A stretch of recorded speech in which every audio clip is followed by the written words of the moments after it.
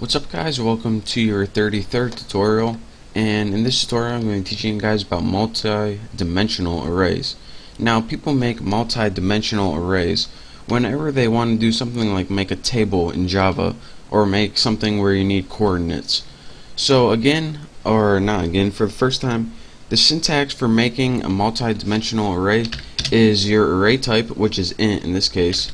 First array, this is just the name of the array.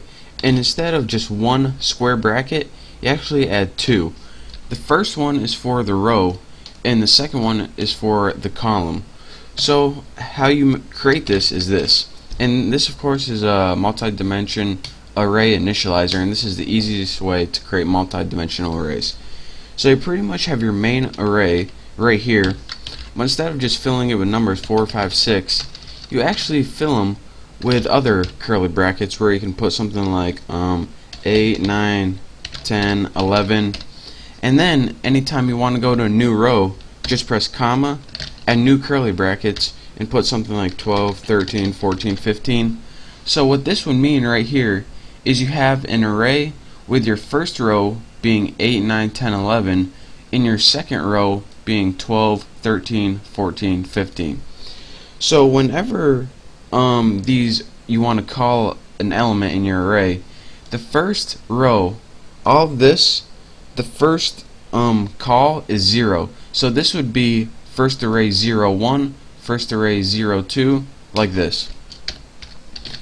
First array 0, 1, that's what I'm talking about when I say first array 0, 1, and this will point to this. And anytime you want to call something on your second row, it's first array 1, 0, first array 1, 1, first array 1, 2, 1, 3. So that's how you call elements in a multi-dimensional array. But what if you said, alright, I want to build a table, but I want it to have different column lengths. Can I do that? Sure can. So int second array, let's go ahead and create that. And instead of in your array having all the same row lengths, what you would do is this. Maybe in your first one you would put something like 30, 31, 32, 33, and then in your second row you would have something like 43, and then in your third row you'd have something like 4, 5, 6. So what this would do is create a table with 3 rows, 1, 2, 3. In the first row the columns would be 30, 31, 32, 33. In the second row, it would only have one column, 43, and in the third row down, it would have 3 columns, 4, 5, and 6. So again, how you would call or use the elements in this array, anytime you want to use this one, the first number you would put is 0, and then put the number of the element. So 0, 0, don't want to move that, 0, 0, 0, 1, 0, 2, 0, 3.